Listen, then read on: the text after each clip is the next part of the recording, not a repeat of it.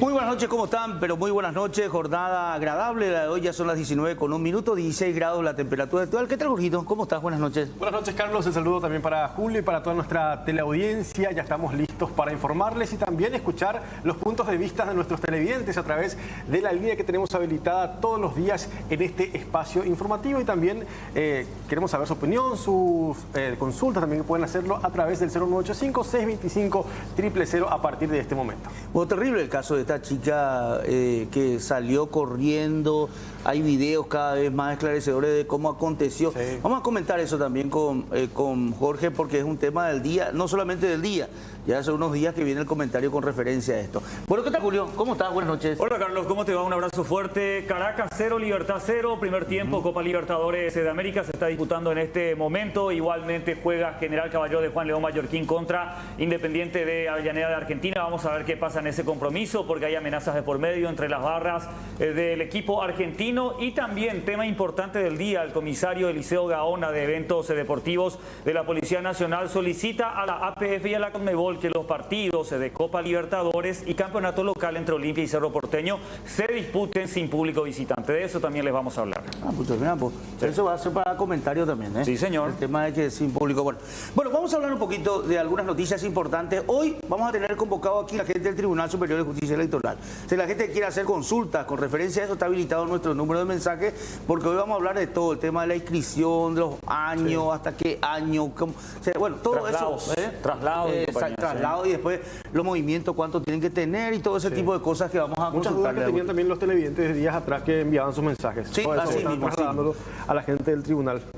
Bueno, repasamos algunas noticias. Vamos a hablar del caso de esta decisión del Ejecutivo que firmó un decreto en el cual vetó parcialmente el proyecto de ley que permite la compra directa de combustibles por parte de Petropar. Mario Abdo objetó el artículo que permitía que la petrolera ignore lo establecido por la Dirección Nacional de Contrataciones Públicas. El documento será derivado nuevamente al Congreso. De la República acaba de firmar el decreto por el cual se objeta parcialmente la ley número 6309 en lo que respecta a la exceptuación del régimen general de compras públicas para las personas jurídicas que contraten con Petropar. En lo que respecta a la presentación de declaración jurada, se mantiene el texto remitido por el Congreso y nosotros sí nos oponemos desde el Poder Ejecutivo a lo que tiene que ver con exceptuar del régimen general de compras públicas, que como ustedes saben es este régimen el que salvaguarda los recursos públicos y también garantiza que exista transparencia, que exista eficiencia, que exista una desconcentración en los procesos de compras. Y estos procesos tienen que regir, este régimen tiene que regir en todas las compras públicas. Y una comitiva que representa al gobierno de Venezuela llegó a nuestro país para conversar con los diputados paraguayos, y es que estos parlamentarios mantuvieron esta reunión con la mesa directiva del Senado en búsqueda de reanudar relaciones con Paraguay y de apoyo para lograr la reincorporación al Parlasur. La delegación de parlamentarios venezolanos estuvo integrada por Victoria Mata, Blanca Ejoc, también José Correa, Óscar Roderas y Saúl Ortega. El político venezolano José Correa manifestó que las diferencias y desencuentros nunca deben afectar a los ciudadanos de ambas naciones y remarcó que las relaciones entre Paraguay y Venezuela nunca debieron romperse por diferencias políticas. En ese marco, por ejemplo, el día de hoy también el presidente de la República, Mario Abdo Benítez, aseguró y rechazó de manera contundente negociar con Venezuela la compra de combustible en medio de la llegada de parlamentarios venezolanos al Paraguay. Aseguró que Paraguay no tiene relaciones con ese país, considerando que está bajo el régimen de Nicolás Maduro. ¿No habrá negociación con Venezuela, presidente? No, de ninguna manera. Presidente, ¿vas a confirmar a la ANR? ¿No habrá negociación con Venezuela, presidente? Bueno, contundente el presidente. Inclusive si podemos ir al tuit de la Embajada de Venezuela en Paraguay, ¿verdad? Justamente hace referencia al documento, ¿verdad? Sí. En donde pone, o tenemos el documento, igual el documento nomás ya directamente, Derlis, porque ese documento hace referencia también a la aclaración de quiénes son los que están en este momento aquí en el país. Por eso el presidente de la República tiene una posición también de rechazo directo, ¿verdad? De poder sentarse a hablar con referencia al tema combustible con ellos. Exactamente, teniendo en cuenta que el Paraguay reconoce como presidente de Venezuela a Juan Guaidó en su momento, y bueno, este es el documento que también ya hizo público la Embajada de Venezuela en Paraguay. Y bueno, vamos a ver qué pasa, porque también cabe señalar y recordar de que Paraguay tiene una deuda con PDVSA de unos 300 millones de dólares de la época del 2008-2009, que hasta hoy en día no se puede estar pagando debido también a la crisis política que atraviesa Venezuela. Bueno, y en la siguiente página es donde es contundente el documento de la embajada, ¿verdad? Que envían a Cancillería, ¿verdad? Ahí dice, inclusive más abajo, ¿verdad? La embajada, claro, este es el documento completo a Relaciones Exteriores, pero y que comenta todo qué es lo que dicen ellos, pero en el tuit de ellos hay un documento también firmado por, digamos, la representación diplomática en nuestro país, en donde es clarísimo en el mensaje, ¿verdad? De por qué ellos rechazan. Directamente ellos hablan de que ellos no representan, ¿verdad?, a la actual República Bolivariana de Venezuela. Ahí, por ejemplo, dice una parte también cuya visita tiene la finalidad de legitimar la dictadura de Nicolás Maduro, decía también una parte ahí en el penúltimo párrafo de la página 2, y bueno, también es una parte de esta extensa nota que tiene fecha del 29 de abril de este año. Y también con el documento concreto, ¿verdad?, y que ahí vamos a mirar ahora, vean lo que dice el texto de este documento, ahí. Dice la embajada. Sí, a ver si podemos ampliar un poquito. Un ratito, por favor. Así, ahí está. La embajada de la República de Venezuela acreditada en Paraguay, cumple con informar que la delegación venezolana que hoy visita Paraguay está conformada en su totalidad por individuos cómplices del régimen de Nicolás Maduro. Sí, porque en la lista oficial manifestaban de que supuestamente 2 de los representantes de este gobierno eran de la oposición, por lo menos lo que dictaba la lista de los participantes de esta reunión con congresistas paraguayos, intentando reanudar algún tipo de vínculo en cuanto al Parlasur se refiere. Bueno, qué va. Esto, según algunos parlamentarios, habrá costado alguito, dice. Bueno, no sé, a lo mejor el interés nomás del momento también. Bueno, ¿qué tenemos, Julio? Por lo que en la etapa de octavos de final va a enfrentar nada más y nada menos que al número 1 del mundo, Novak Djokovic.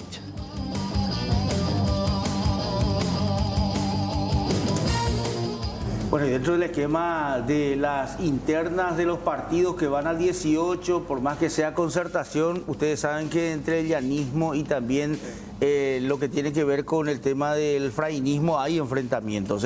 El diputado Edgar Acosta denunció amenazas del concejal llanista de Fernando de la Mora, Alexio Campos, tras la divulgación de un video donde el edil sostiene que el parlamentario se le caerán más dientes de los que había perdido durante el disparo que recibió en la boca durante las protestas del 31 de marzo del 2017. Que el efrainismo le ponga a Edgar Acosta, ya se le cayeron los dientes y ahora... Ahí dice eso, ¿verdad? Vamos a escuchar un poquito el audio, vamos a escuchar un poco... Una linterna futuro gobernador del departamento central, porque el efrainismo tomó y la Edgar Acosta ha movido su hija, porque la Icatupo hay la Yacupe y la Bueno, esto fue y molestó, y acá lo que habla Edgar Acosta denunció como amenaza en sus redes sociales y sostuvo que todo esto le motiva a seguir luchando contra los sinvergüenza.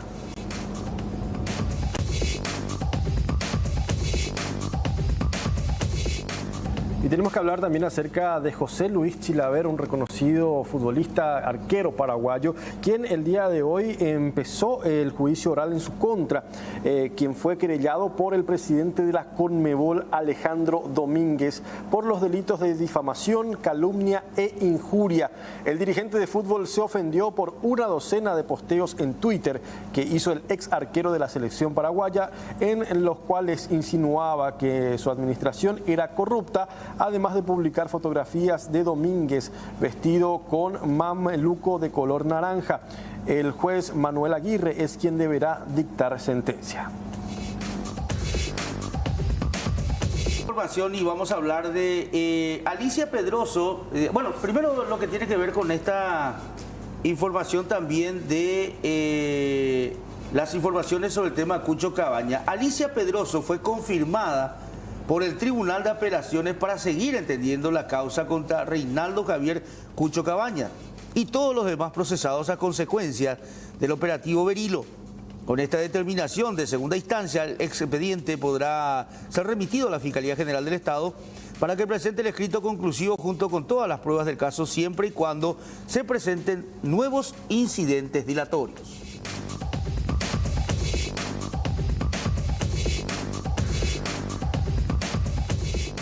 Tenemos que hablar acerca de un caso de un asegurado del IPS quien deberá ser indemnizado con 15 millones de guaraníes que deberá pagar el Instituto de Previsión Social y el doctor Miguel Zacarías Michelanotti. La demanda contra la previsional y el médico fue promovida en el año 2014 por Luis Santa Cruz Ramírez, quien fue sometido a una cirugía de la vesícula. El mismo alegó que durante la intervención dejaron una compresa en su interior. En primera instancia, la justicia sentenció que debían resarcirle con poco más de 123 millones de guaraníes, pero un tribunal de apelaciones redujo este monto a 15 millones, más intereses que deben computarse desde el año 2014. Pero volvemos al plano judicial y definiciones que se van tomando también luego de rechazarse la recusación contra las integrantes del Tribunal de Sentencia de proseguir la sede del juicio oral al ex legislador Carlos Soler, acusado de cohecho pasivo agravado de $20.000. Sin embargo, la presentación de un certificado postergó el reinicio del enjuiciamiento. No está de más recordar que los abogados de la defensa fueron advertidos para preparar también sus alegatos contra los delitos de extorsión y tráfico de influencias. El desenlace del juicio dependerá de la decisión que asuma la Corte Suprema de Justicia en torno a la excepción de inconstitucionalidad que planteó Soler contra la decisión que elevó su causa a juicio oral.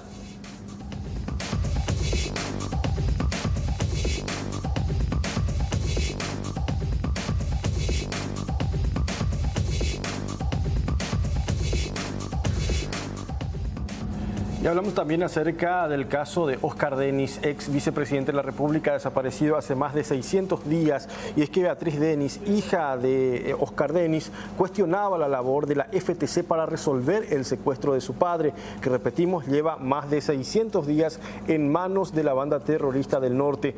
Sobre eso, el vocero de la Fuerza de Tarea Conjunta, el teniente coronel Luis Apesteguía, respondió a esas expresiones asegurando que se está ganando la guerra estratégicamente, porque el grupo armado planeaba llegar al poder en sus primeros años y hasta ahora no lo ha conseguido y nunca lo conseguirá, según el teniente coronel Luis Apesteguía.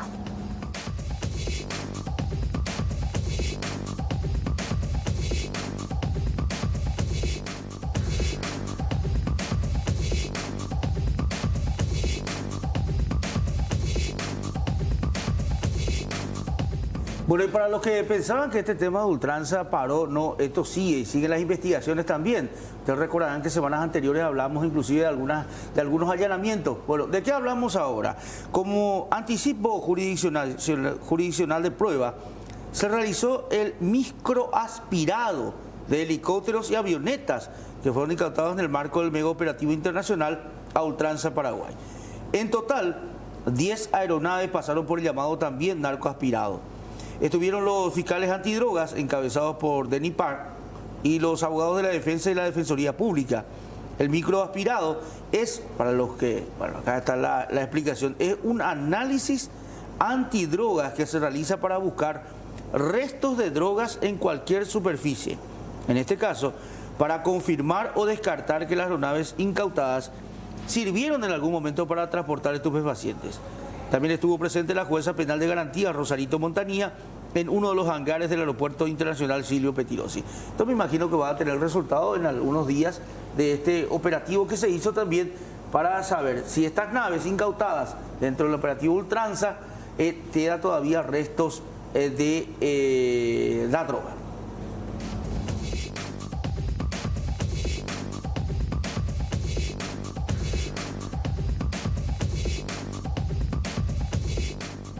Bueno, rápidamente a ver qué tiene 24 horas en este momento. Atención, contacto de Ciudad del Este. El caso que atropelló a un niño, intentó huir, lo está relatando Luis Gavilán. Ahora, los detalles en 24 horas por el Sistema Nacional de Televisión.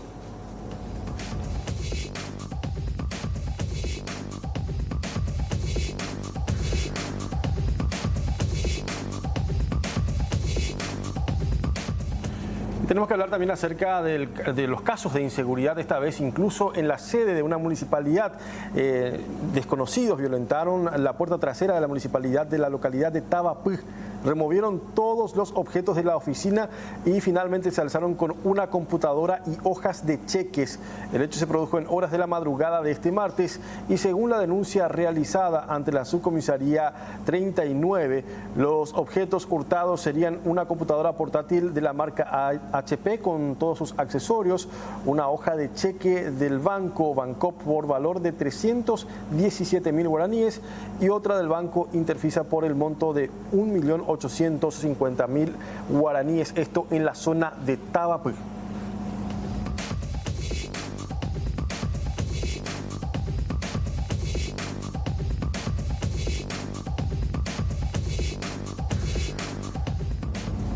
Bueno, vamos a repasar algunas informaciones también. Todos tienen que ver también con decisiones a nivel judicial y que se han adoptado. El caso de los imputados del disparo al suboficial Balmori, recordarán ustedes esa balacera también. Elías Benítez y Claudio Argüello fueron imputados por homicidio doloso en grado de tentativa. Hablamos de los jóvenes detenidos durante el fin de semana luego de que el día viernes hirieran a un suboficial de Policía Nacional tras un enfrentamiento. Para ambos se solicitó su prisión preventiva. El uniformado herido, Bernardo Balmori Palma, permanece internado en el hospital Rigoberto Caballero.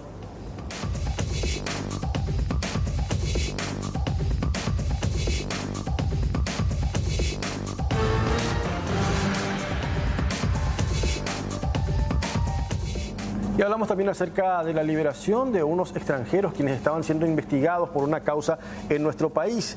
Y es que estos brasileños fueron detenidos, 3 de ellos en este caso detenidos en Bellavista Norte, Amambay, como presuntos involucrados en el asesinato de policías ocurrido en una plantación de marihuana en la zona del ex Puenteciño.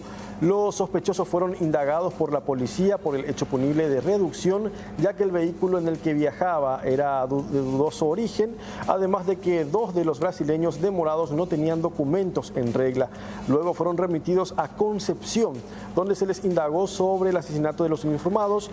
Luego de esta diligencia, el fiscal de la causa dispuso su libertad, ya que no encontró indicios que los vinculen con el homicidio.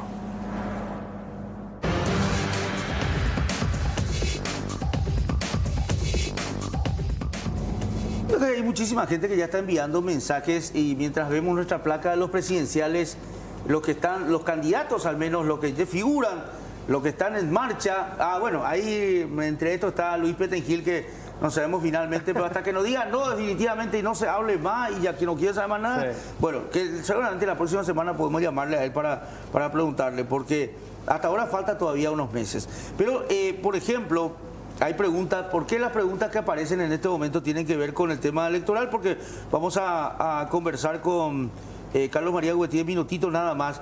Pero el tema del traslado es el principal inconveniente. Hay gente que dice que estaban en la Argentina y ahora vino, sí, ¿verdad? Y quiere saber cómo tienen que hacer ese trámite por el tema de este. Hay mucha gente que volvió al país después de mucho tiempo, ¿verdad? Después de la pandemia principalmente. Después de la pandemia, sí, sobre todo. Bueno, estos son los candidatos. Los precandidatos a la presidencia de la República, recordamos nosotros, son en total, ¿cuántos eran? 17 por ahí era. 17, no cambia, ¿verdad? No sacamos Hasta a nadie. ahora no se mueve el ¿verdad? tablero. Está todito, el tablero Sí. sigue igual. 17, el que estaba, que era 18, era Sixto Pereira, pero bueno, se sabe que él perdió esas elecciones con Esperanza Martínez y ahora está Esperanza Martínez. El que puede llegar a salir ahí de la lista es Luis Petengil. Sí. Era 15 los que están así a fuerza haciendo ya campaña en este momento. Y Luis Petengil que está esperando a ver si lo llaman para que sea finalmente el candidato, el precandidato. Bueno, pero estos son. Yo creo que lo va a terminar apoyando a alguien. A uno de los dos principales, Claro, ¿verdad? totalmente, sí. Se va a unir a. Vamos a ver, alguno de los principales. a quién se une sobre todo porque aquí estamos hablando nosotros de una definición que se va a tomar en los próximos días. Hay que recordar de que empieza la etapa un poquito más fuerte también de las campañas proselitistas. Sí. Si bien escuché el otro día que la gente del grupo de Santi Peña, ¿verdad? De Santiago Peña había dicho que ya no van a contestar las ofensas que están recibiendo ellos, ¿verdad? Al Sí, menos pero esa es la posición, hoy por lo pero- menos Santi Peña estuvo en el ojo de la tormenta nuevamente al hablar acerca del discurso que dio, en este caso, a ver, la que era ¿cómo era? Ministra de Senavitat, ¿cómo era el nombre? No me viene. Soledad Núñez. Soledad Núñez, sí, sí, sí. Justamente Sí. dijo que hoy ya fue un poquito más contundente con sus declaraciones diciendo que era una mala agradecida inclusive con el gobierno de Horacio Cartes y cosas así que levantaron Claro, el polvo. ¿Te acordás que le preguntamos aquí el Sí. caso de Soledad Núñez, que no le llamaron a ustedes, Sí. no le ofrecieron algo? Bueno, Porque eso estaba muy tranquilo en muy ese sentido, tranquilo pero, todavía, pero ¿verdad? aparentemente de días atrás nada Ya le más está picando. Soledad Núñez empezó a hablar mal acerca del ex gobernante de nuestro país, hablamos de Horacio Cartes, entonces eso picó un poquito Claro, ya pica. ahí. ¿Y qué dijo Santi Peña hoy? pero- Que era una mala agradecida. Malagradecida. Prácticamente una mala agradecida, en Claro. síntesis, ¿verdad? El tema es que aquí, si bien ellos van a competir en una interna con Velázquez, también los que están en la concertación no van a ir tirando en contra de los candidatos colorados, ¿verdad? Pero es mentira, Carlos, ese tema de que supuestamente no van a responder a los agravios, porque los fuegos son cruzados, o sea, Sí. es recíproco ese tema de ambos lados, de ambos bandos, es permanente el tema, ¿verdad? El ataque. Bueno, algunos mensajes que estamos recibiendo, voy a leer algunos de ellos, porque también habla del tema deportivo. Dice: buenas noches, señor periodista. Un policía no puede pedir a la APF para que el partido se juegue sin público. Si él tiene miedo, debe dar un paso al costado, dice. En algo coincido, en algo, pero después seguramente vamos a hablar de ese tema, sí. Bueno, y al menos acá los comentarios que hay también con esto. Bueno, está Carlos María Guetí ya en línea con nosotros. ¿Qué tal, Carlos María? ¿Cómo te va? Buenas noches. Buenas noches, ¿cómo estás? Un saludo afectuoso para vos y para la teleaudiencia. Bueno, gracias por atendernos, Carlos María, dentro de todas las actividades que están teniendo también ustedes. Pero aquí entrar en unas consultas porque en 2 semanas prácticamente recibimos una cantidad de consultas que tienen que ver con el tema del Tribunal Superior de Justicia Electoral. Y sobre todo quiero empezar con el tema famoso del traslado, Carlos María. Hay gente que por la pandemia retornó al país, o de España, o de la Argentina. ¿Cómo tiene que hacer esa gente para incorporarse al padrón, al registro, para poder votar, Carlos María? Bueno, si tiene menos de 27 años, quiere decir que no está inscrito todavía en forma automática y por lo tanto debe acercarse al registro electoral de su circunscripción, de su ciudad, y realizar la inscripción. Ahí ya automáticamente va a quedar en el padrón del municipio donde él vive. O sea que no hay ningún trámite adicional, eso de ver, no sé, el lugar de residencia, o esos documentos se exigen, Carlos María. No. Tiene que ir a la oficina del registro, le van a solicitar su dirección. Si tiene una dirección precisa, le van a inscribir sin ningún inconveniente y va a quedar, como te digo, habilitado en ese municipio. ¿Hasta cuándo hay tiempo? Porque algunos piensan que es un Hasta el proceso muy 31 largo. de mayo. 21 de mayo. 31. 31 de mayo. 31 de mayo. Este mes o sea, es importante, ¿verdad? mes Este clave. mes sumamente importante. Y además, Carlos María, la gente que cambió de barrio también tiene hasta el 31 de mayo, ¿verdad? O de ciudad. Efectivamente, eso tiene importancia ya para las internas partidarias, para que pueda votar, por ejemplo, como el Partido Colorado tiene internas, de esa forma va a poder votar en la seccional de su barrio. O sea, de acuerdo a donde se inscribió también en el registro. Y a lo mejor también va a servir para el tema de la concertación, que ellos van a usar también el registro del tribunal, Carlos María. Claro, pero esa inscripción es importante para determinar en qué local de votación se le va a inscribir a la persona.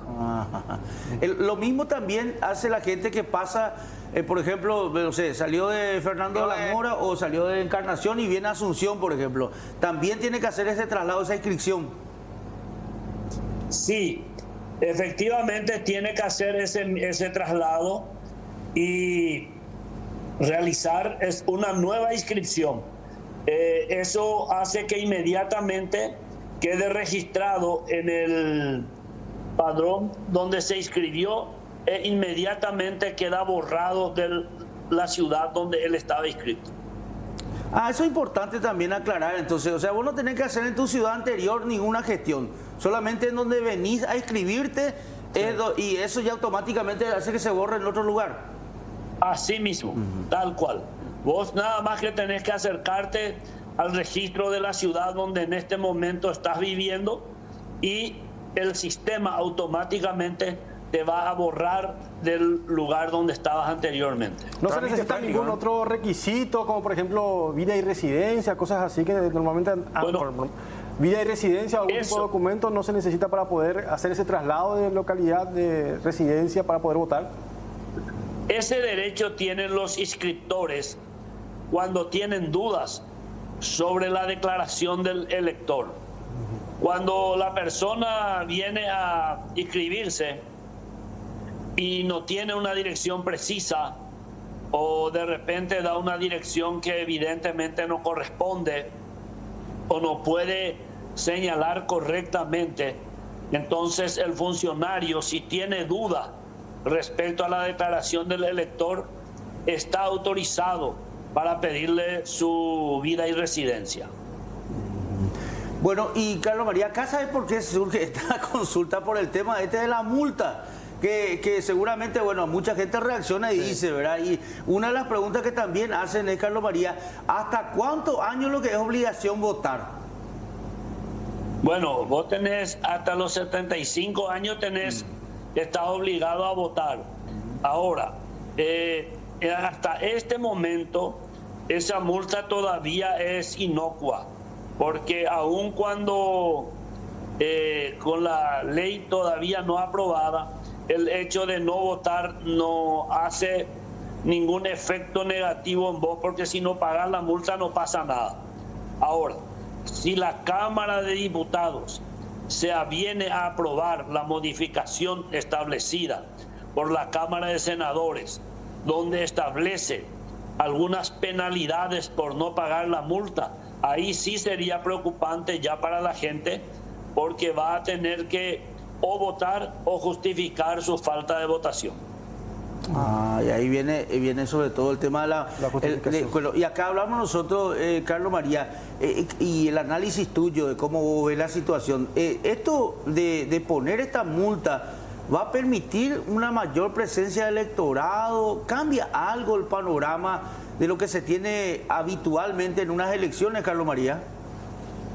Bueno, nosotros dentro de los países que no tienen el voto obligatorio a través de un castigo o una penalidad, nosotros somos un país de alta participación. Las elecciones nacionales últimas tuvimos casi 70% de votación. Eso es muy alto, porque los países que tienen voto obligatorio con penalidades muy fuertes llegan a 80 nomás también. O sea que aquí tenemos la gente que vota.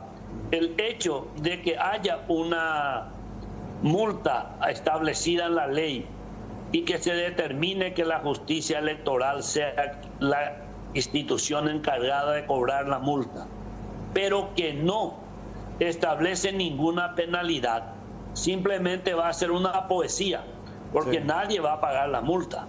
Si no pagar la multa no representa ninguna penalidad, ningún menoscabo a ninguna acción que yo pueda tomar, ¿quién va a pagar? Excelente. Carlos, con relación también a las personas ya, por ejemplo, de avanzada edad o que tenga algún tipo de impedimento para llegar hasta las mesas de votación, ¿existe algún tipo de mecanismo, alguna forma, por ejemplo, de inscribirse para las famosas urnas móviles que se dieron en años anteriores, en elecciones anteriores? ¿Se está previendo nuevamente eso o sí tiene que ser de forma presencial en las mesas de votación, Carlos? No, nosotros tenemos varios mecanismos para asegurar la participación de gente que tiene algún problema de traslado, pero que puede movilizarse. Tenemos la mesa preferencial, que es la mesa número 1 de cada local, donde la gente inscrita para voto preferencial tiene todas las facilidades a la entrada mismo del local de votación, sin subir escaleras, con atención preferencial para ellos. También tenemos el voto en casa para aquellas personas que están imposibilitadas de trasladarse. Entonces le llevamos las urnas a su casa para que voten. La justicia electoral ha avanzado muchísimo en ese aspecto, dando prioridad a aquellas personas que no tienen las condiciones para hacer un traslado normal. Don Carlos, para usufructuar ese servicio de la urna móvil, digamos, ¿hay que hacer algún tipo de trámite, pedido anticipado o sobre la marcha nomás también se puede hacer? No. Eso hay que inscribirse en la justicia electoral llamando a un número telefónico. Luego la justicia electoral verifica ese informe yendo a la casa de la persona con un médico. El médico certifica que esa persona está imposibilitada de moverse y ahí recién figura en el listado de beneficiarios con este sistema. ¿Hay un gran porcentaje que está recibiendo eso o se acogió a esa posibilidad, Carlos María? No es muy alto el porcentaje. En general son personas que están ya en cama sin posibilidad de moverse y que tienen interés en participar, pero no es una cifra que pueda llamarnos la atención. Bueno, y ahora hablando un poquito del tema de los movimientos que se están escribiendo, Carlos, aquí hay una cuestión de una consulta que nos hacían. ¿Qué cantidad hoy el Tribunal Superior de Justicia Electoral exige que se tenga de seguidores, ¿verdad? Sería con la firma o lo que sea para formar un movimiento político. Bueno, para formar un movimiento político de nivel nacional se está requiriendo aproximadamente cerca de 14.000 firmas, porque representa el 0,5% de la cantidad de votos obtenidos para ese cargo en las últimas elecciones. O sea, si vos querés armar un movimiento para candidatarte, por ejemplo, a diputado en Guairá, entonces ahí vos tenés que considerar el 0,5% de la cantidad de votos que hubo en el departamento de Guairá para esos cargos. Entonces ahí quedas habilitado. Pero para nivel nacional es aproximadamente 14.000 votos. A 14.000 votos. Entonces, ese es tanto movimiento y el paso es igual, formar un movimiento o un partido político, Carlos. Es prácticamente la misma documentación requerida. La única diferencia sustancial es que para firmar un movimiento vos no requerís tener una lista de afiliados. Simplemente basta con tener proponentes, ya que el proponente no pierde la afiliación anterior y no queda comprometido con el partido. Terminada la elección, este proponente nuevamente recupera su identidad de afiliado al partido al que pertenecía. Ya. Por eso es que la aparición de más movimientos que partidos, en este caso, Carlos, para las elecciones. Efectivamente, porque es más fácil convencer a una persona que te firme como candidato que afiliarle a otro partido. Sí, muy difícil también. Hay una cantidad impresionante de movimientos. Sí. Yo no sé si qué registro hay en el tribunal.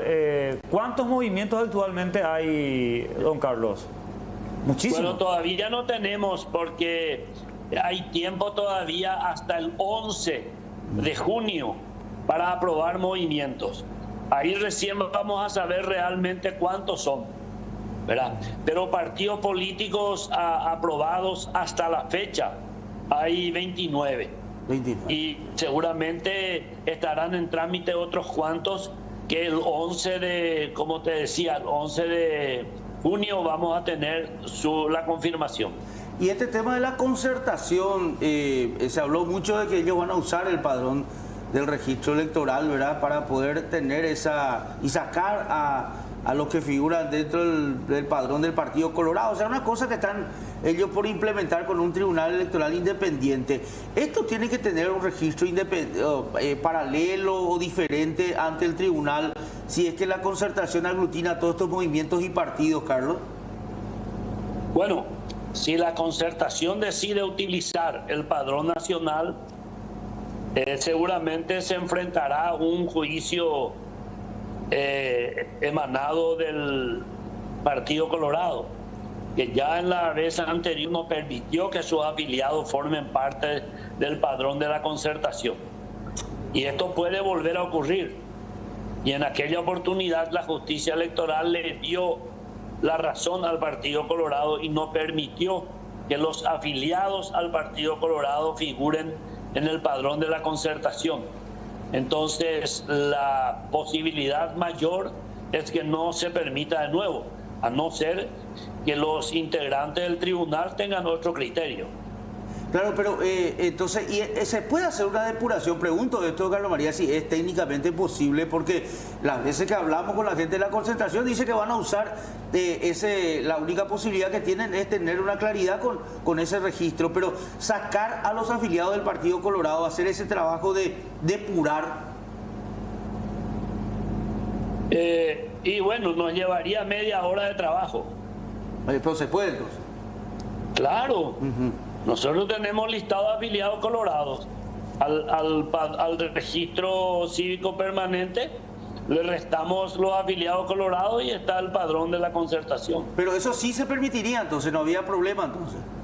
Si es que no están los colorados, sí se podría hacer con el registro cívico menos los afiliados colorados. Exacto.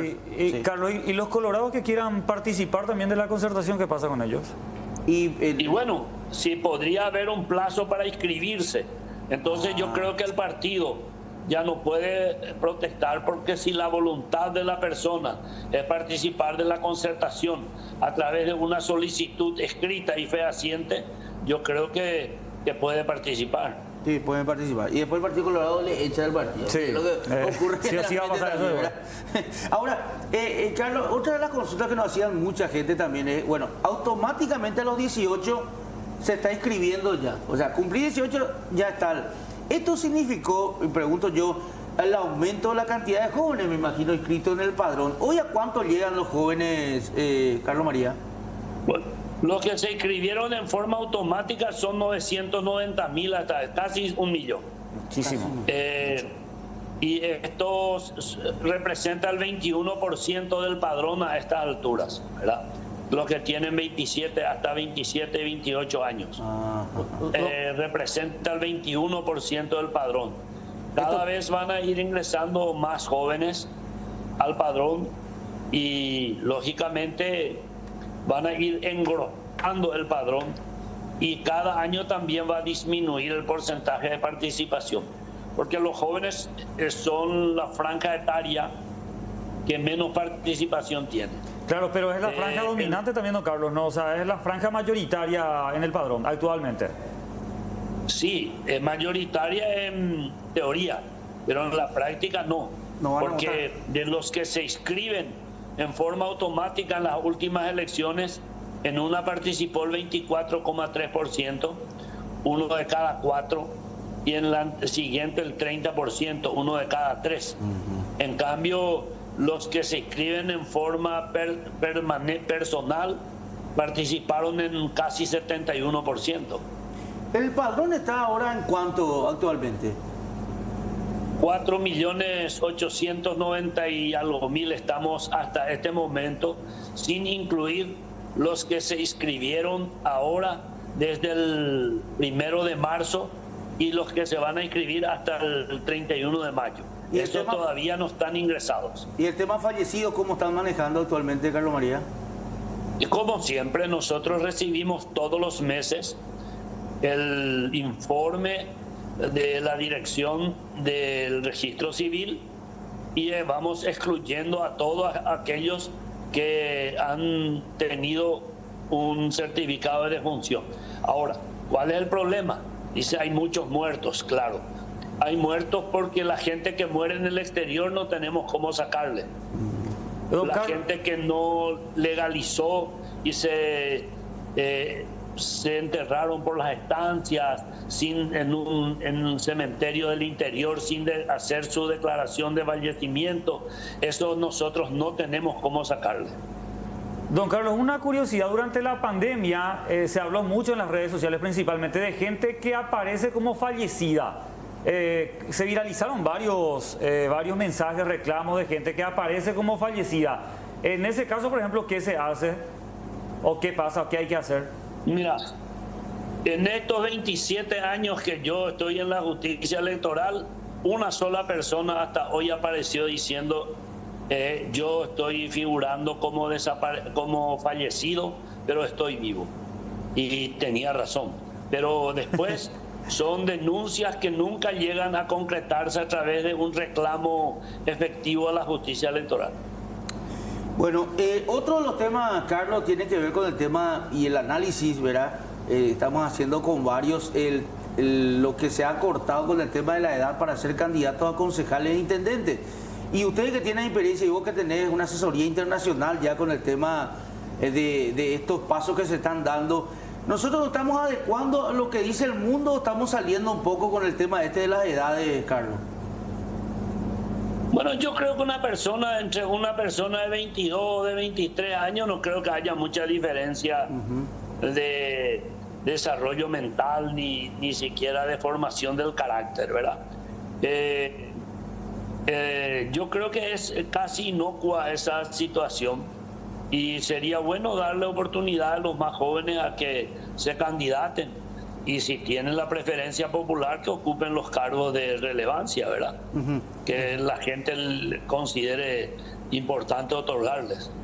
Carlos, con relación también a los casos, por ejemplo, de colorados que figuran en el padrón liberal y viceversa, ¿qué se hace en ese tipo de situaciones cuando se da el hecho, por ejemplo, de que un colorado figura en el padrón liberal o que un liberal figure en el padrón colorado? ¿Se puede revertir eso? ¿Cuál es el proceso que se debe hacer para eso, Carlos? No está establecido en la ley ningún procedimiento. La justicia electoral no tiene esa potestad eliminar a nadie del padrón. No tenemos esa potestad. Solamente lo que podemos hacer nosotros es comunicar a los partidos cuáles son los ciudadanos que tienen más de una afiliación y está ya en la voluntad de los partidos sacarle de sus registros. Pero normalmente ahora figuran en ambos registros, pero como la elección es simultánea, no se puede votar en dos lugares, ¿verdad? Es lo que pasa a veces, porque evidentemente el trámite para que te saquen, hay mucha gente, vos sabés, Carlos, que apareció afiliada a un partido político y dice yo nunca me afilié a ese partido político, ¿verdad? Y el trámite después es bastante engorroso. Esto a nivel de la justicia ordinaria sería, Carlos. No es tampoco tan engorroso. ¿No? Lo que hay que hacer es presentar una nota al partido solicitando que le saquen del padrón.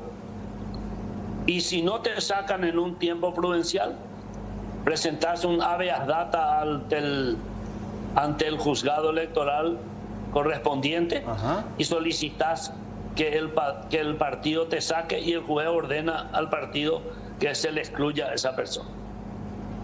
Ese es el proceso. Habitualmente, bueno, muchos van a terminar en la justicia electoral entonces porque el partido parece que directamente al recibir la nota no es que te borra, Carlos María. Hay muchos partidos que no borran, entonces la gente acude a la justicia electoral, pero es un trámite gratuito, ¿verdad? Y sobre todo que termina siempre con la orden de desafectación de la lista de afiliados de la persona solicitante. Carlos, una consulta nomás. ¿Qué gana el partido político al tener más afiliados, así, al registrarte sin que vos solicites ser afiliado a ese partido? Bueno, la gente sospecha que es para hacerle votar a otra persona en reemplazo tuyo, ¿verdad? Eso es pero yo no sé si eso es posible o no, cuánto hay de verdad en eso, pero a los efectos prácticos no hay ninguna ventaja. Porque la gente dice para cobrar más subsidio, pero eso no es así. El subsidio no se cobra por la cantidad de afiliados, sino por la cantidad de votos obtenidos. Ahora, ¿qué problema le genera al ciudadano el estar en ese padrón donde él nunca, o sea, en ese partido donde nunca se afilió, si no va a votar a una interna? ¿Qué problema le puede traer al ciudadano, Carlos María? Bueno, el tema es que yo puedo estar afiliado a un partido político y de repente aparezco afiliado en otro. Y el problema que me puede traer es que si yo me voy a votar en mi partido y alguien vota en mi reemplazo en otro partido, tengo una doble votación, que es un hecho penado. Ya, perfecto. Por eso es que hay que depurar, es conveniente depurar nomás también. Bueno, Carlos María. Claro, si hubiera un poquitito de voluntad política, la justicia electoral en 6 meses va a depurar todos los padrones sin ningún inconveniente. El tema es que haya voluntad política para autorizar a la justicia electoral que depure los padrones partidarios, cosa que no está en nuestra competencia. Y ustedes saben que esto es derecho administrativo, lo que no está permitido está prohibido. ¿Y qué cantidad tienen en este momento, de acuerdo al registro, ustedes que tienen totalmente computarizado eso, de gente que está en el doble padrón, Carlos? Y gente que está en más de un padrón, hay casi 900.000 personas. 900.000. Bastante. Sí. Bueno, mucha gente no es por fraude, simplemente porque en el devenir político de su actividad estaban en un partido, pues se afiliaron a otro. Y del partido anterior no le sacaron, ¿verdad? Pero hay otros que sí lo hacían con mala voluntad para ser operadores políticos y electores en más de una interna a fin de sacar ciertos beneficios económicos. Yo quiero, primero que nada, quiero aclarar y quiero admitir mi ignorancia al respecto. ¿Los presos votan? En Paraguay no. Es porque había un proyecto en el 2019-2020, creo que había un proyecto para que las personas privadas de su libertad también puedan ejercer el derecho al voto. Ese es un cuestionamiento que nos hacen los organismos internacionales, porque Paraguay suscribió un acuerdo en ese sentido, pero no se viabilizó. Y según nuestra Constitución y apoyado en las leyes electorales, la calidad de elector se pierde por orden de detención de juez competente. No así la calidad de candidato, porque ahí sí se requiere solamente con una condena firme se deja de ser candidato. Pero elector ya no es elector aquel que tenga una orden de detención emanada de juez competente. ¿Y los que no están condenados? Igual. Con orden de detención ya está inhabilitado. Ahí te consultaban, creo que en la semana también, y bueno, nosotros hacemos también la consulta, el caso de Cintia Tarragó, que retornó al país, pero ella está libre acá en el país. Ella puede candidatarse si es que desea incursionar a la política, Carlos María. Claro, ella ya cumplió su condena, está liberada de toda culpa y pena. Está en pleno goce de sus derechos políticos y civiles. Salvo que se abra un proceso de vuelta acá en Paraguay, ¿verdad? No, pero no hay nada. Y por ahora no pueden abrir, porque eso sería ser juzgado 2 veces por la misma causa. Sí, no se puede. Sobre ese mismo está condenada, ahora, por otra causa sí. Sí, por otra cosa sí, evidentemente, claro. Pero por este caso ya no puede ser. No, esto ya está juzgado, cosa juzgada. Bueno, así ocurre con varios, ¿verdad? Que fueron condenados, cumplieron su pena y están. Consulto yo, los que figuran en el padrón y están presos, ¿son borrados del padrón, Carlos? Bueno, no entran al padrón, pero sí permanecen en el registro cívico permanente. El registro cívico permanente es el listado de personas que tienen edad y están inscritos para votar. Y el padrón es otra cosa. El padrón se conforma para cada elección con las personas que a la sazón de esa elección tienen derecho a votar. O sea, excluidos los condenados, excluidos los que tienen orden de detención, excluidos los que están cumpliendo el servicio militar obligatorio y que están en las escuelas de policía y escuelas militares. Y ese corte definitivo se hace en junio. Ese corte, no, el corte se hace, del registro se hace en mayo, luego lo que se hace, el sistema de tachas y reclamos en junio es contra el registro cívico, ¿verdad? Para salir del registro cívico. Ahora, nosotros recibimos de las Fuerzas Armadas el listado de gente que está cumpliendo el servicio militar obligatorio, los que están en las escuelas militares, de la policía la misma cosa, los que están sirviendo a la policía y los que están en escuelas militares, y de la corte, como te decía, los que ya están con orden de detención. Y a esa gente le excluimos del padrón. A mí me gusta siempre hablar de dinero, de efectivo, de plata, ¿verdad? ¿Cuánto le va a costar al tribunal todo este proceso para las elecciones generales? Bueno, en general no sé, pero yo calculo que en máquinas de votación estaremos en 28 millones de dólares aproximadamente para las dos elecciones, la interna y las nacionales. Y hablando también de internas, por ejemplo, las personas que no estén afiliadas a algún partido político y que quieran participar, por ejemplo, en algunas de las internas, ¿todavía pueden afiliarse o ya no en este proceso, en esta etapa ya del proceso? Sí, eso depende de cada partido. Hasta cuándo admite la afiliación para participar. La otra forma de participar es firmar como proponente de un movimiento o que la concertación determine que los que no están afiliados a ningún partido también puedan votar en la concertación. O sea que eso no tiene nada que ver con la fecha, por ejemplo, del límite del 31 de mayo. No, no tiene nada que ver. Quiero volver nomás al tema económico, Carlos María. Decía 28 millones de dólares. Esto va a ser alquiler. No, esa es una cifra que yo tiro al aire. Sí, ya sé. Todavía no se abrió los sobres conteniendo las ofertas económicas. Yo te digo, haciendo un cálculo, que anteriormente costó 21 millones y ahora vamos a aumentar casi 7.000 máquinas más, estarán entre 28 y 30, calculo yo. Ese llamado ya se hizo, Carlos María, ¿verdad? El llamado a licitación pública sí ya se hizo las pruebas de funcionalidad de las máquinas de votación y ahora lo que falta es abrir las ofertas. ¿Eso cuándo se abren las ofertas? Y en los próximos días ya, los primeros, creo que en quincena de mayo se abren las ofertas. ¿Cuántas empresas se presentaron para la licitación? No, una sola empresa se presentó. No hubo otro oferente, aunque 5 empresas retiraron los pliegos, ninguna se presentó. ¿Cuál es la empresa, Carlos María? ¿Cuál es la empresa que se presentó? Es un consorcio que es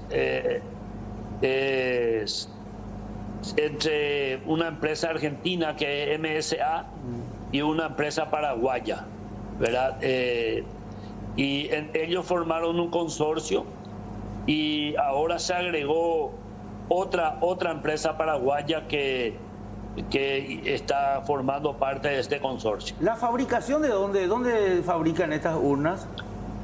Bueno, los ideólogos de estas son argentinos, pero estas máquinas generalmente, como todo este tipo de materiales, se fabrican en China. En China, Bueno, y acá hablamos nosotros de la adquisición, de la compra, ¿verdad?, de las urnas, no el alquiler.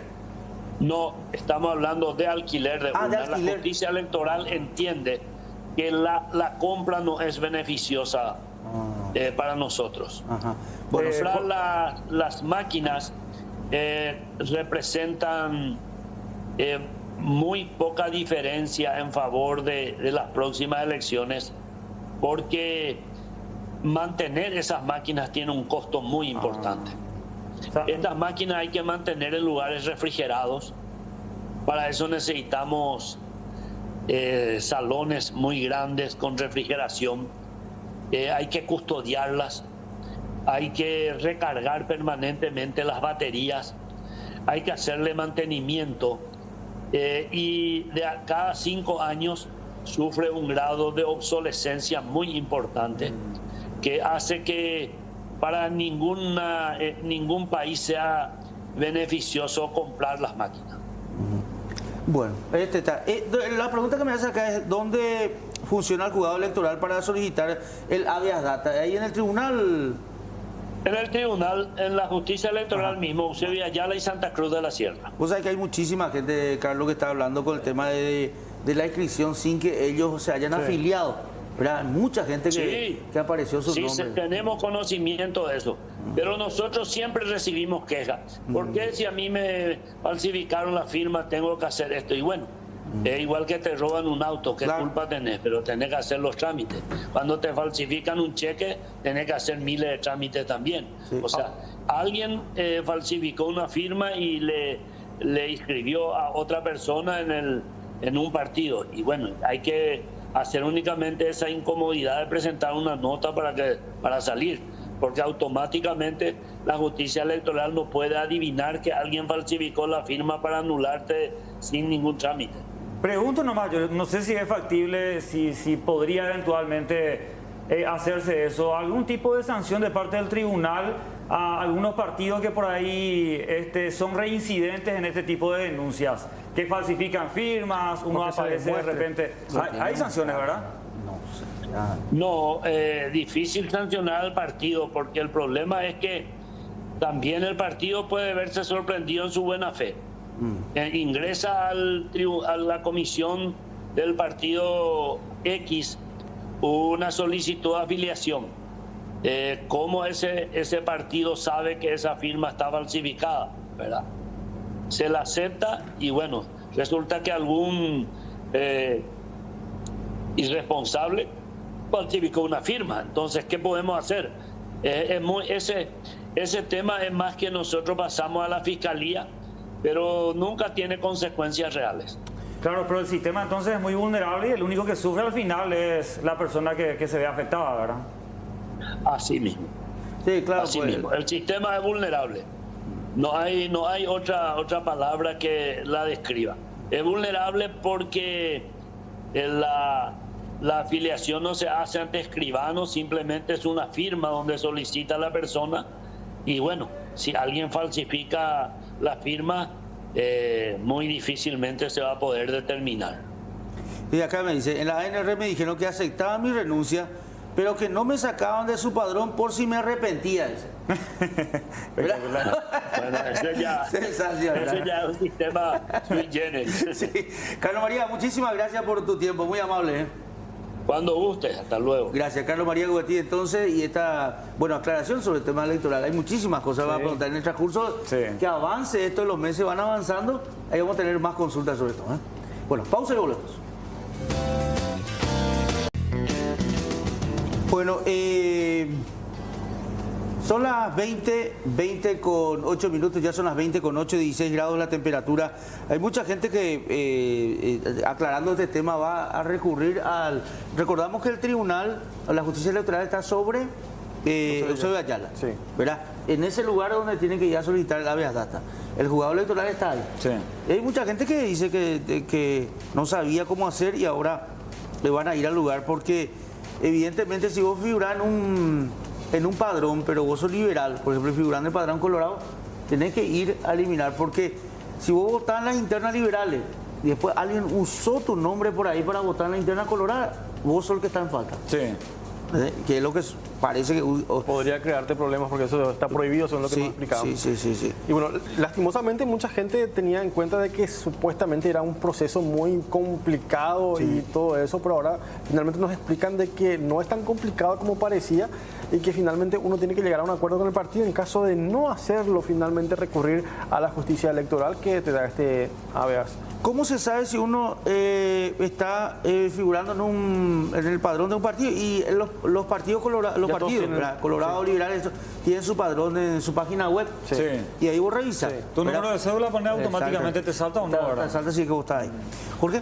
Exactamente. Bueno, nosotros seguimos informando y tenemos que hablar acerca de este video de circuito cerrado, o un video que se captó también en una chatarrería en el barrio Trinidad de la ciudad de Asunción. Vean ustedes, este hombre bastante ofuscado, no sabemos todavía la razón, pero llega hasta este lugar donde se encuentran muchas personas trabajando en una chatarrería, recicladora, aparentemente, según lo que podemos observar en el video en sí, y de repente empieza a amenazar y supuestamente incluso realiza disparos contra los trabajadores que se encontraban en esa zona de nuestra capital. Vean ustedes, allí ya se le ve bastante ofuscado, alterado. El arma ya también en la mano. Sí, y incluso hay denuncia de que realizó disparos en contra de estos trabajadores. No sabemos si es un vecino, mayores datos por lo menos estamos tratando de averiguar, si hay una denuncia también formal al respecto. Claro, mira, y ahí se ve a los trabajadores. Sí, sí. Y bueno, lastimosamente no tenemos todavía la identidad del hombre. Esto ocurrió, repito, en la zona de Trinidad, hemos dicho Santísima Trinidad, barrio Santísima Trinidad de la ciudad de Asunción. Parece la mujer, ¿eh? Cae la mujer, Sí, ¿verdad? del susto me imagino, ¿verdad? Porque por lo menos si hubiese herido o heridas, esto llega a trascender de otra manera. Claro, porque es la señora y están evidentemente hay una gente joven que es la que recibe en ese momento la amenaza. ¿No hubo disparos al cuerpo de la señora Derli? No, bueno, nadie se dolió. Entonces, lo que se nota es que después de esta agresión y esta presencia, y después sobre todo que el arma en mano aparece y entra inclusive ahí al lugar, ahí entonces la mujer al salir después se desvanece también en el sitio. Puede ser que haya sido enfrentamiento entre ellos también. También, ¿por qué no? Hay que tener en cuenta que... O con algún vecino allí de la zona, ahí se le ve. Ya, ahí dispara, ¿viste? Sí, ahí dispara. Hizo un disparo. Y me imagino que esto le habrá asustado bastante a esta mujer, que no sabemos tampoco la edad ni qué tipo de enfermedad de base podría tener. Bueno, y tenemos que seguir hablando también acerca de hechos lamentables que ocurrieron durante las últimas horas, y es el caso de terror que vivió una joven en la zona de Luque, que tuvo que correr por su vida para no ser violada, porque incluso, imagínate vos, Carlos, de que tu hija, tu hermana, tu madre sufra de este tipo de situaciones donde se ve desesperada ante un hombre que intenta abusar de ella y luego la empieza a seguir. La mujer, me imagino que se le habrá acusado de todo prácticamente en la mente, porque uno no sabe a qué abstenerse en este tipo de situaciones, porque esta mujer tenía completa, o por lo menos confiaba en el hombre para poder llegar hasta su casa. Y haciendo un recuento nada más de lo que ocurría. ¿Conocido de la joven? Sería conocido de la joven, es conocido de la joven, inclusive del barrio. Ella se le suspende, ella pide primeramente un vehículo a una plataforma, hemos dicho un vehículo de la plataforma digital de transporte alternativo, y le cancela el viaje. Ella tenía que irse hasta su casa, y sin embargo este joven se encuentra con ella y son conocidos y le dice: bueno, yo te voy a llevar a tu casa, vamos conmigo hasta mi casa, le dice el hombre, y allí te llevo en el vehículo hasta la tuya, le dice. Y una vez que llegan a la casa, ya en el portón, según el relato de ella, le da, o sea, su intención es finalmente tener relaciones sexuales con ella en su casa, y es por ello que ella se niega a eso. Y el hombre aparentemente intenta obligarla y ella empieza a correr y empieza allí una persecución, y ella no para, Carlos, como se puede ver en las imágenes de circuito cerrado. Ella corre de una, ni siquiera llega a una de las residencias, por ejemplo, para pedir auxilio, porque tiene miedo de ser alcanzada por este sujeto, quien es, repito, un conocido de ella y también de su propia familia, y no sabíamos, o sea, no sabía cómo iba a reaccionar luego de ser rechazado. Y el hombre le persigue, Jorge, es lo porque que ahí no se le ve, en el circuito cerrado no se le ve, ¿verdad? Por eso se le ve, no se le ve, pero es terrible realmente, porque acá hay una denuncia también que se está generando permanentemente, es el tema que te cancelen el servicio de plataforma. Vos pedís un servicio de plataforma, ¿verdad? Te confirma que está viniendo ahí, pero al parecer, yo no sé si recibe otra llamada o tiene otro pedido y ahí cancela, o encuentra a alguien por el camino, alza y te cancela, ¿verdad? Y entonces vos te quedás otra vez, o tenés que llamar a otro servicio, ¿verdad? Y a veces vos estás en algún lugar esperando ya en la calle, puedes decir: ya viene ya pedí, ¿verdad? Vaya nomás ustedes, ya viene, ¿verdad? Y te quedás sola de repente en un lugar. O sea, hoy hay que evitar, sobre todo si están en grupo, ¿verdad? para evitar dejarle a alguien solo porque ya pidió el servicio, Sí. porque a veces cancelan sobre la hora. Y acá vemos también que una persona que ella le conoce, que le llega como supuestamente... Tenemos que, inclusive, parece que salió la fotografía de esta persona que supuestamente habría intentado esto con ella, que le lleva hasta la casa y en ese lugar es donde ella se da cuenta que la intención del tipo este era otra cosa. Sí, exactamente. Y la familia, tanto la víctima o la denunciante como su familia temen algún tipo de represalia, porque aparentemente son vecinos nada más del lugar, aparte de ser conocidos. Y bueno, obviamente que el sujeto está negando, según lo que también refiere la víctima, pero esto finalmente se dio en la zona de Luque. Bueno, vamos a hablar de este tema bastante polémico en el ámbito deportivo porque hoy el comisario Eliseo Gaona, jefe de eventos deportivos de la Policía Nacional, oficializaba la noticia de que remitió una nota tanto a la Asociación Paraguaya de Fútbol como también a la Confederación Sudamericana de Fútbol solicitando que el superclásico, tanto de la segunda rueda del Campeonato de Apertura como de la última fecha del Grupo G de la Copa Libertadores de América, se disputen sin la presencia del público visitante. Esto a raíz de los últimos hechos suscitados, de los hechos de enfrentamientos entre hinchas de Cerro Porteño y Olimpia y Cerro Porteño respectivamente, y alega cuestión de seguridad. Al menos eso es lo que dice el comisario Eliseo Gaona. Habrá que ver después si esto tiene eco favorable, si esto corre finalmente tanto en la APF como en la Confederación Sudamericana de Fútbol. Sería bueno hablar también con la gente de la Asociación Paraguaya de Fútbol, por ahí con Michel Sánchez, director de competiciones de la APF, para saber finalmente cuál es el trato que se le da, si esto se resuelve en qué jurisdicción, directamente en la Dirección de Competiciones de la APF o en el Consejo Ejecutivo, siempre que evidentemente este se reúna para expedirse sobre el asunto. Pero a mí me parece que, no quiero decir recursos, y Carlos, pero Eliseo Gaona ya es una persona que está hace muchísimo tiempo en eventos deportivos, en esta dependencia de la Policía Nacional, conoce de punta a punta tanto a los barras de Olimpia como de Cerro Porteño, y yo creo que es lavarse mucho la mano, me parece a mí, ¿verdad? Pedir que no vaya el público visitante y no trabajar en una planificación, en una tarea de prevención, y que se dispute el partido con ambos públicos, ¿verdad? Porque al final debería ser un espectáculo. A mí me encanta que estén las dos hinchadas, tanto la de Olimpia como la de Cerro Porteño, y si hay una buena planificación y si él tiene identificados a los que siempre van y generan desmanes, me parece que tiene que obrar en consecuencia y simplemente autorizar a aquellos que por ahí se portan bien, ¿verdad? Simplemente es una opinión particular que tengo, porque a mí al menos no me parece que el Superclásico se dispute solamente con la presencia del público de Olimpia cuando el decano es local y de Cerro Porteño cuando el azulgrana oficia de local. ¿El argumento cuál es? Motivos de seguridad. Y los hechos que se dieron. ¿Motivo de seguridad qué es? ¿Estamos sobrepasados? ¿No podemos controlar? Porque por motivo de seguridad es hace años.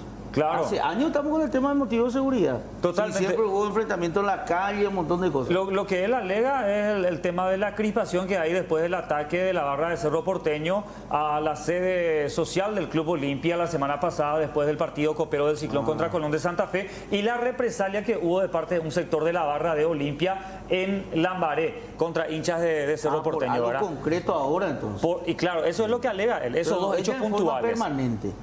Y por ahora son por estos dos partidos, porque viste que son dos partidos casi de seguido, Carlos. Un fin de semana por el campeonato local y a mitad de semana ya inmediatamente por la Copa Libertadores. ¿Dónde son los dos partidos? El primero va a ser en cancha de Olimpia, el partido por el campeonato local en cancha de Olimpia o en el Defensores del Chaco, donde Olimpia decida jugar finalmente, y el de la Copa seguramente que va a ser en la nueva olla monumental, ¿verdad? Ojalá que haya público. Los hinchas van a tener un partido cada uno. Claro, de acuerdo al pedido que él hace. Sí, efectivamente. A mí me parece que no debería correr eso, ¿verdad? O sea, que él como encargado principal tiene que hacerse cargo y trabajar y garantizar seguridad para la gente que vaya, tanto de Olimpia como de Cerro Porteño, si no es lavarse la mano y evitar nomás el estrés, ¿verdad? De organizar como corresponde. Claro, el color se vive cuando están las dos hinchadas, eso hay que indudablemente, ¿verdad?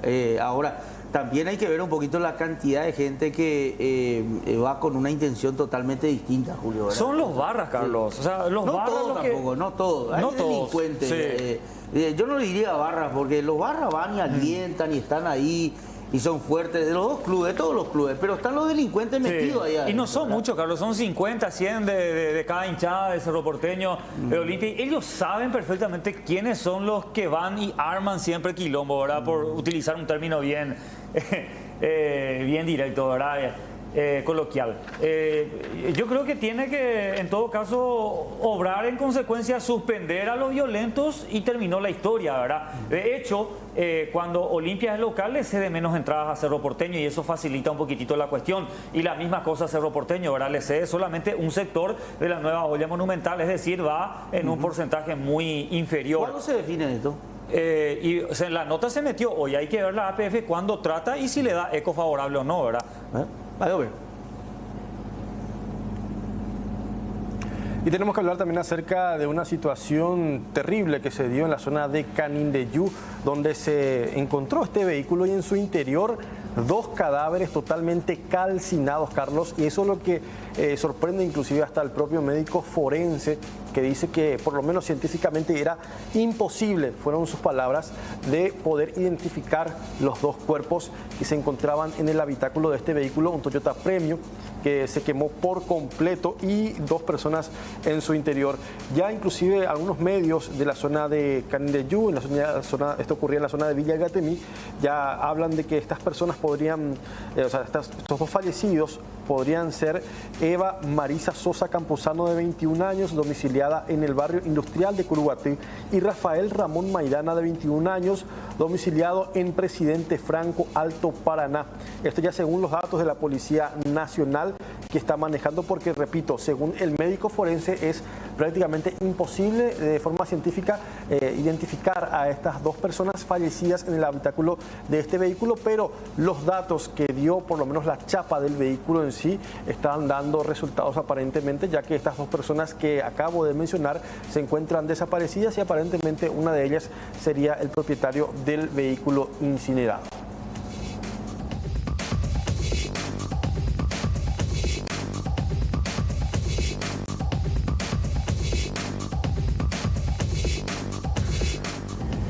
Bueno, son las 20:22, ya está con nosotros Iván Ojeda. Vamos a hablar sobre el Censo Experimental 2022, minutito nada más luego de la pausa. Pausa y volvemos.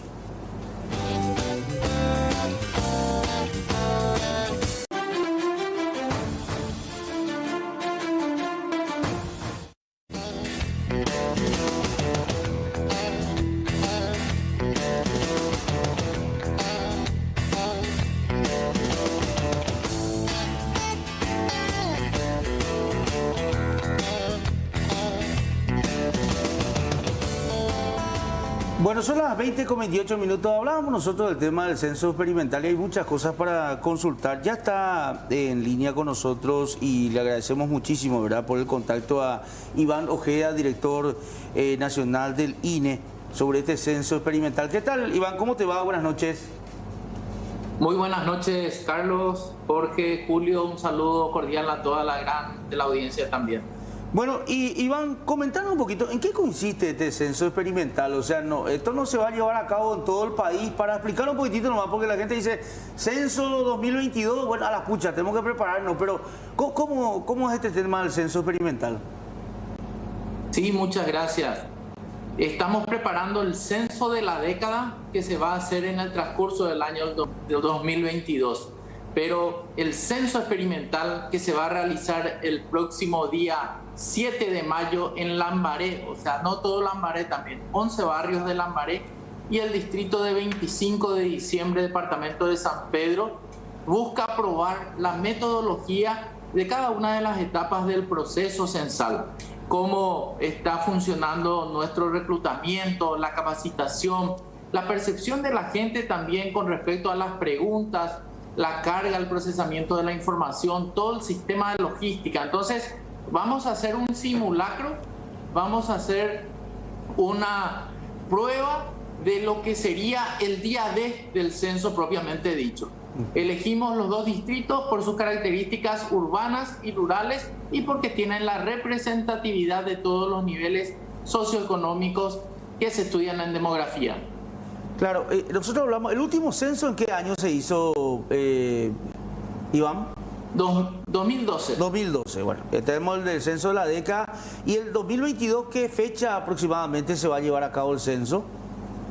Posiblemente en el mes de octubre vamos a realizar ese operativo exhaustivo que pretende llegar a toda la República, a los 264 distritos, zonas rurales y urbanas, a todos los departamentos, inclusive la capital, llegar a 1.9 millones de hogares y a una población estimada de 7.5 millones de habitantes. Va a ser la única oportunidad que vamos a tener para entender qué nos deja la pandemia, que ha golpeado cada uno de los ámbitos de nuestras vidas. Ahora, si hablamos nosotros de 2012 al 2022, seguramente se hicieron algunas consultas en esos 10 años, Iván. Por supuesto, los censos nacionales de población y viviendas se realizan cada 10 años, debido a que los cambios en la transición demográfica alteran la estructura base de la población. La mortalidad, la fecundidad, la esperanza de vida varían con el transcurrir de los años y estas estimaciones tienen que ser ajustadas para hacer frente a los desafíos en salud, educación, vivienda, empleo. Entonces, interín los 10 años, tenemos, por ejemplo, la encuesta permanente a hogares que nos muestra representatividad de toda la República en cuanto también a condiciones de vida. Pero la estadística de base por excelencia son los censos nacionales de población y vivienda. Todo estudio socioeconómico que se haga en el Paraguay necesita un marco muestral que represente a toda la población y eso solamente nos da un censo de población. Actualmente, ¿cuántos somos en Paraguay? ¿Qué población tenemos actualmente de acuerdo al censo? 7.453.000 personas aproximadamente. El 65% está en zonas urbanas y el 35% en zonas rurales. Y pregunto yo, ¿en el censo ahora, por ejemplo, podían aparecer 1 millón más, por ejemplo, o no? Generalmente nuestras proyecciones nos dicen que crecemos a un ritmo de 100.000 habitantes por año. Queremos ver también cómo se ha comportado la fecundidad. Si en el Paraguay siguen naciendo 145.000 bebés por año, que son los números promedio por año de la prepandemia. Entender cuántas defunciones tenemos, si estamos en los números de la prepandemia de aproximadamente en promedio 36.000 defunciones por año. ¿Qué pasó con la migración? ¿Qué pasó con la demanda energética de los hogares? ¿Cómo nos llevamos con el medio ambiente? ¿Cuántos hogares tienen un servicio de alcantarillado mejorado? Esto y muchas otras cosas que son la base para la planificación de políticas públicas y también orientativo al sector privado. Iván, también estoy viendo un llamado de inscripción para las personas que quieran participar como censistas o como también inclusive personas que estén allí trabajando con ustedes de alguna u otra manera. Esta inscripción ya fue cerrada. ¿Quiénes van a ser las personas encargadas de realizar el censo experimental? Pretendemos que el protagonista de esto sea el ciudadano. Para eso invitamos también a que sean censistas y supervisores. Los requisitos son ser mayor de edad o en el caso de menores de edad tener la autorización del padre. Contar con un teléfono móvil porque también vamos a pagar esto, va a haber una remuneración por alimentación y traslado posterior a la verificación del trabajo. Importante también decir que ellos van a lucir una remera de color azul, como se ve en la imagen, con la inscripción censo experimental. Van a tener una credencial donde van a aportar la cédula de identidad. Todas las comisarías del país están enteradas del operativo y lo más importante quizás, que toda la información que nos brinda la ciudadanía es confidencial. Bajo ningún sentido nosotros vamos a difundir la identidad de la persona que nos da sus datos. Yo creo que va a haber un crecimiento exponencial, o sea, un crecimiento bastante importante en cuanto a fecundidad, porque en la pandemia verdaderamente hubo muchísimas criaturas que nacieron. En mi caso, al menos yo tengo uno que nació en plena pandemia. Una curiosidad, Iván, ¿en cuánto tiempo se va a realizar este censo general en el mes de octubre? ¿Lo hacen en una semana, 2 semanas? ¿En qué tiempo y cuántas personas involucradas van a estar en esta actividad? Muy buen punto. La metodología exige que sea un solo día. Vamos a parar el país por medio del apoyo político también a través de una ley en donde pretendemos sea feriado un día miércoles, mitad de semana. En la década de los 90 los censos se hacían domingo, pero cambiaron las costumbres y hábitos de los paraguayos y paraguayas. Entonces, para evitar la movilidad, un día miércoles, feriado, mitad de semana. Vamos a convocar a 210.000 voluntarios en tareas de censistas y supervisores para cubrir toda la República. Estos censistas y supervisores van a ser reclutados como estamos haciendo hoy también, por nuestras páginas web, nuestras redes sociales. Las municipalidades también nos están acompañando, la iglesia, por supuesto el Ministerio de Educación y Ciencia, el grupo voluntariado también. Ese es el gran objetivo que tenemos. Queremos que sea una fiesta cívica y que por supuesto tengamos la información para mejorar la calidad de vida de los habitantes. Esencialmente buscamos saber cuántos somos, dónde estamos, cómo estamos, pero esencialmente qué necesitamos como país para estar mejor. Y si se va a hacer un miércoles, hay 4 fechas: 5, 12, 19 y 26. 4 fechas. 4 miércoles. 4 miércoles. ¿Cuál de ellos van a elegir, Iván? Estamos estudiando el día menos lluvioso, el miércoles menos lluvioso, en promedio, ¿verdad? Según las expectativas. Mira, pues, sí, todo eso tienen que tener en cuenta también por la salida. ¿Y este experimental cómo va a ser? O sea, pregunto yo, ¿la gente tiene que quedarse en su casa? ¿Se le avisó? ¿Cómo va a ser esto experimental? La gente de 25, por ejemplo, y la gente de Lambaré en esos barrios. Zonas urbanas y rurales, metodologías o operativos distintos. En la zona urbana, Lambaré, 11 barrios. Le vamos a pedir a la gente que nos espere en su casa desde 7 de la mañana hasta las 5 de la tarde. Un solo día en zonas urbanas, 11 barrios de Lambaré. En el caso de la zona rural, de 25 de diciembre, arrancamos también el 7 de mayo, pero vamos a hacer 2 fines de semana. Entonces, porque tenemos 32 localidades de características rurales y también la carga de trabajo para el censista es distinta. En zonas urbanas le pedimos 8 casas y en el caso de la zona rural le pedimos 40 casas. Iván, en ese mapeo previo que seguramente ustedes realizan, a priori, ¿cuáles son los lugares más difíciles de acceder? ¿Hay lugares inaccesibles? ¿Cómo van a hacer en ese tipo de casos por ahí de repente para llegar a todos los hogares paraguayos?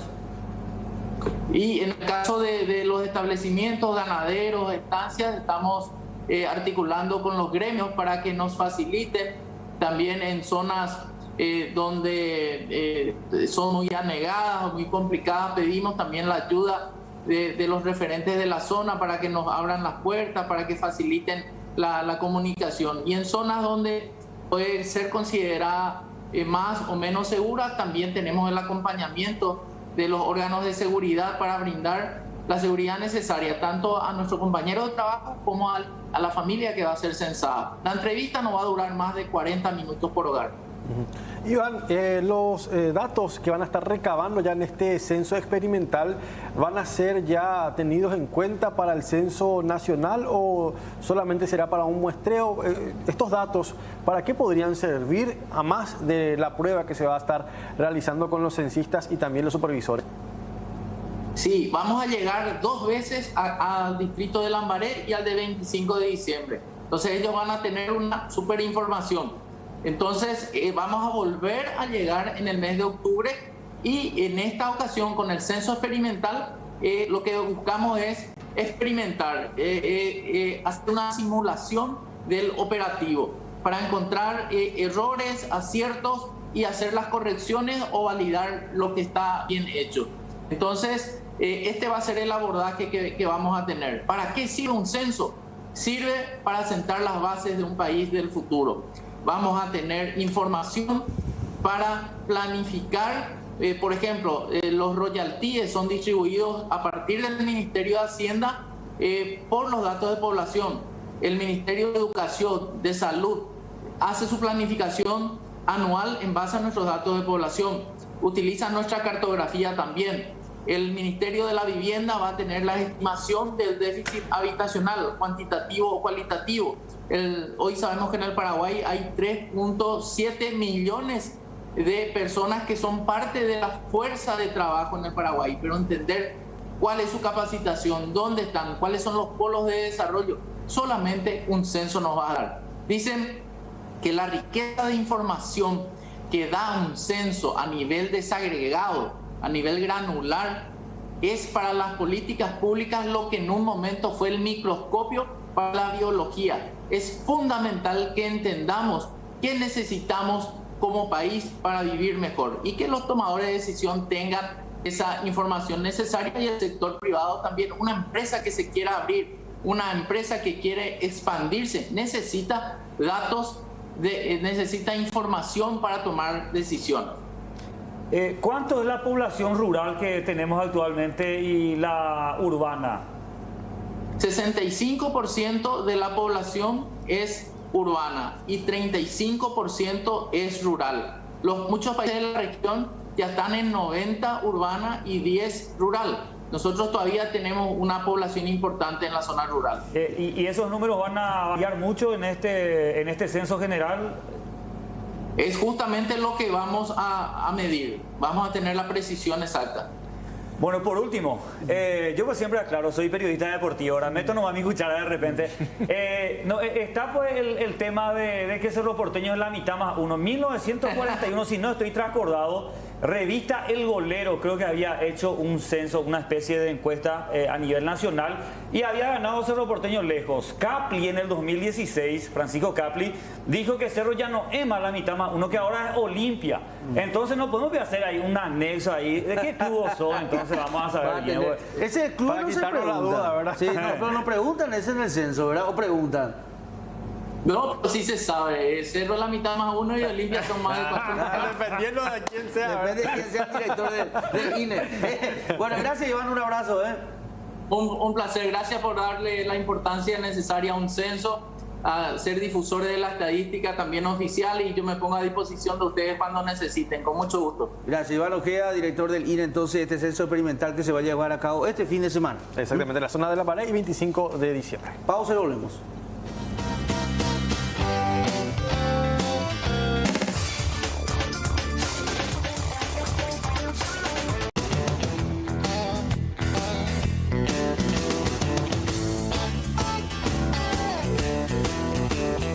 Con 44, 20 con 44, vamos a hablar del circuito ya minutito nada más. Y en segundo también la imagen de la última reunión política que tiene que ver con la concertación, porque siguen reunidos también. Jorge. Exactamente, cambiamos de información y tenemos que hablar acerca de la inseguridad nuevamente, esta vez en la zona de San Lorenzo. Imágenes de circuito cerrado revelan el modus operandi de un solitario delincuente que llegó hasta la oficina de la Fundación Paraguaya en la ciudad de San Lorenzo, que fue visitada por este delincuente que ingresó armado y de manera violenta atacó al guardia de seguridad.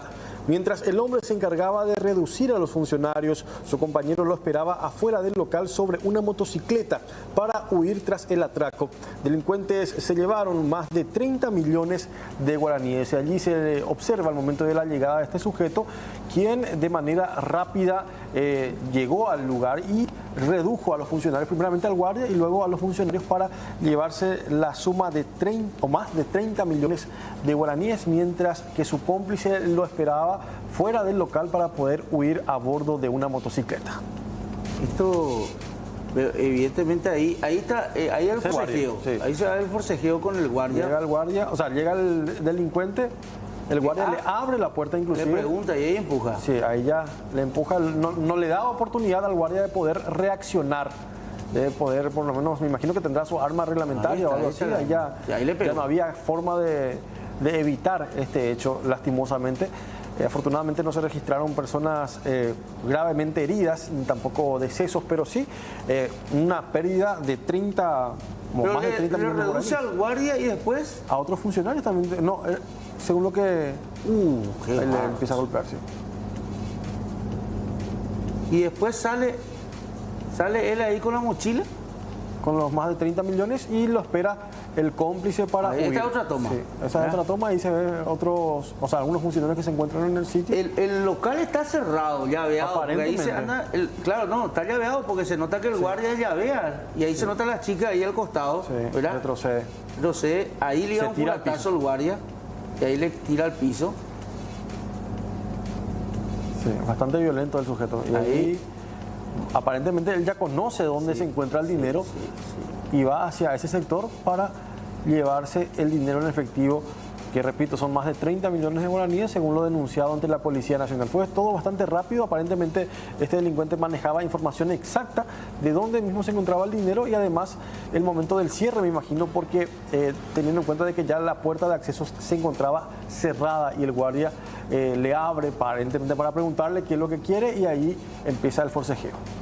Bueno, y ahí llega otra persona también. Este es el momento que entra a llevar la plata, sí, ¿verdad? El otro estaba ángulo. dentro de la caja esa donde él ingresa. Sería la administradora aparentemente. Ahí toca, aparece la alarma, ¿verdad? Ahí te. Esa es la alarma y ahí se queda. Una oficinita muy pequeña. Se queda, abre la puerta, o sea, ya... Mira lo que es parece de cartón su oficina, son puertas no, prácticamente. Sí, son esos materiales que se suelen utilizar para... Sí. Y carga todo el dinero. Por más que hizo la alerta, ¿verdad? En ese lugar. Ya no dio tiempo, cuestión de segundos. Creo que en menos de 2 minutos ya se efectuó el atraco. Teniendo en cuenta el momento de la llegada y también la salida, creo que ni siquiera llega a los 2 minutos, 1 minuto máximo. Sí. Después hay una imagen ahí, mira, cuando se van ellos que nos tiraron de la zona de San Lorenzo. Dice, aquí están huyendo los supuestos asaltantes de la Fundación Paraguaya de San Lorenzo. Mira, sí. Ahí está. Ya con el dinero en efectivo y el cómplice que se quedó afuera esperándole al delincuente que ingresó de manera solitaria al interior de este local. Ahí se le puede identificar, parece, ¿verdad? Porque tienen kepis y al primero al menos se le ve bien el rostro. Sí. Se le nota ahí, ¿verdad? Sí, se trabaja para la fiscalía. Sí. Inclusive ahí atrás se le ve al que llevaba la mochila, ¿verdad? Sí. El que ingresó al local en sí. ¿Y este local dónde está? En la ciudad de San Lorenzo. Y bueno, y ahí tiene que ser ahí en la misma zona Captan, ¿verdad? En la zona de San Lorenzo donde entran ellos y después la imagen que ahora tenemos es el momento que van saliendo ellos y seguramente ahí van a ver si pueden, ya con la información que tengan ahí, con esa imagen. ¿Puedo poner otra vez la imagen de la moto? Ahí cuando pasan, ahí. Sí, ahí se nota perfecto. Se le ve bien. Sí. Ellos son los... ¿Se llevaron en total? ¿Cuántos se llevaron? Más de 30 millones de guaraníes según la denuncia. Sí. Bueno, asalto en San Lorenzo. Bueno, hablábamos nosotros, sacamos ya esto de las imágenes, tienen que ver con reunión política de la Concertación. Exactamente, ya en horas de la tarde se hizo pública esta fotografía y también otras más en torno al segundo encuentro de precandidatos de la presidencia de la República del Paraguay que se realizó el día de hoy. Esto, según la información, es con relación al trabajo que están realizando por la alternativa ganadora para el 2023. Esta vez participaron de la reunión por invitación de Martín Burt, precandidato a presidente de la República por el PLRA, y participaron los diputados Sebastián Villarejo. Ahí parece, Villarejo se le tapa la cara ahí con la hora esa. Sí, si Chicago, más nuestra foto se le ve bien, ¿verdad? Pues, para que no digan después que le censuramos, le ¿verdad? tapamos la cara a él, ¿verdad? No. Y bueno, participaron los diputados Sebastián Villarejo, precandidato por el partido Patria Querida, y Katia González, precandidata a presidenta por el partido Encuentro Nacional. También el gobernador del departamento de Cordillera, Hugo Fleitas, precandidato a presidente por el PLRA. Y atención a esto porque es la primera vez que vemos, por ejemplo, a Euclides Acevedo participar de este tipo de reuniones políticas. Y son varios los que faltan, por lo menos son solamente 6. ¿De cuántos tenemos? ¿O no? Soledad, Efraín y... ¿quién más? Efraín y... a ver... Soledad, Efraín. Ponen por la foto completa, tiene 9, ¿verdad? También participó el señor Carlos Jara, el precandidato por el Partido Demócrata Cristiano, en este encuentro. Son 6 los que participaron de esta reunión. Bueno, ya un avance ya de lo... Porque recordemos que en la primera reunión, o por lo menos en la firma del acuerdo, solamente se habían presentado 3. En esa ocasión. Ahí vemos... Payo lo que falta. Sí. Ahí están los 3 que faltan. Los 3 que faltan, Efraín, Payo y Soledad. Sí. Son los 3 que faltan para completar los 9, ¿verdad? 6 de 9 se encontraron entonces ya en esta segunda reunión.